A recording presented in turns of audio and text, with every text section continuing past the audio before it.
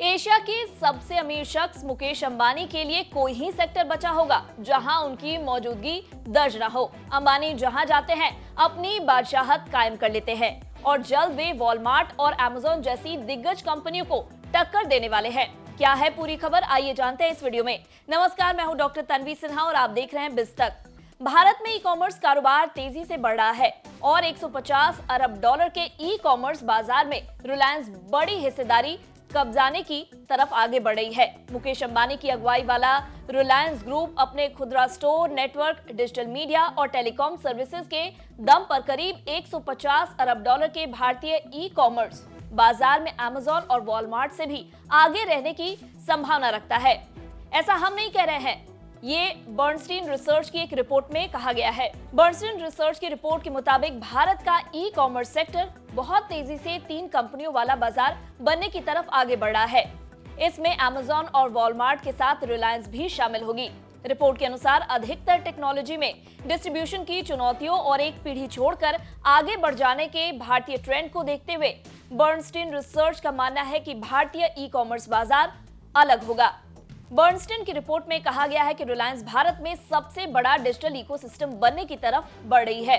सिर्फ 5 साल के समय में रिलायंस 150 अरब डॉलर के ई कॉमर्स मार्केट में बड़ी हिस्सेदारी कब्जा कर सकती है।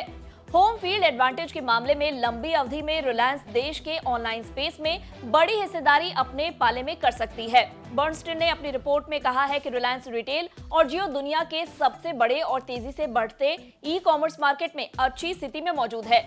रिलायंस के पास अमेज़न और फ्लिपकार्ट की तुलना में कहीं बेहतर स्थितियां मौजूद है। वह रिलायंस का देश में पहले से ही बहुत बड़ा रिटेल नेटवर्क है। रिलायंस की डिजिटल पहुंच भी अमेज़न और फ्लिपकार्ट की तुलना में बेहतर है क्योंकि जियो मोबाइल सर्विसेज के देश में करोड़ों ग्राहक है और यह देश की सबसे बड़ी कंपनी है। वह रिलायंस इंडस्ट्रीज इस समय भारत में सबसे बड़ा डिजिटल इकोलॉजी बनाने की कोशिश में लगी है। इसकी टेलीकॉम यूनिट रिलायंस जियो के 43 करोड़ मोबाइल ग्राहक है, जबकि रिटेल यूनिट के 18,300 रिटेल स्टोर है। इसका ई कॉमर्स कारोबार 17 से 18% की ग्रोथ रेट से बढ़ा है। बर्नस्टीन ने कहा है कि ऑफलाइन, ऑनलाइन और प्राइम इंटीग्रेटेड मॉडल इसे अमेज़न और वॉलमार्ट के लिए सबसे तगड़ा कॉम्पिटिटर बना देता है। भारत के ई कॉमर्स बाजार में इस समय वॉलमार्ट की फ्लिपकार्ट और अमेज़न 2 बड़ी कंपनियां हैं। इस समय फ्लिपकार्ट 23 अरब डॉलर के जीएमवी यानी ग्रॉस मर्केंडाइज वैल्यू और अमेज़न 18 से 20 डॉलर अरब के जीएमवी के साथ काम कर रही है। इन दोनों कंपनियों की भारत के ई कॉमर्स बाजार में 60% हिस्सेदारी है। वहीं रिलायंस रिटेल 5.7 अरब डॉलर के जीएमवी के साथ ई कॉमर्स कारोबार की तीसरी सबसे बड़ी खिलाड़ी है। रिलायंस ने फैशन के लिए अजियो और ग्रोसरी के लिए जियोमार्ट तैयार किया है। बर्नस्टीन रिसर्च की रिपोर्ट आगे कहती है कि रिलायंस रिटेल और जियो सबसे बड़े और सबसे तेजी से बढ़ते ई कॉमर्स बाजार में सबसे अच्छी पोजीशन में है। उनके पास retail network, mobile network, digital ecology और घरेलू परिस्थितियों में काम करने के अनुभव का फायदा है।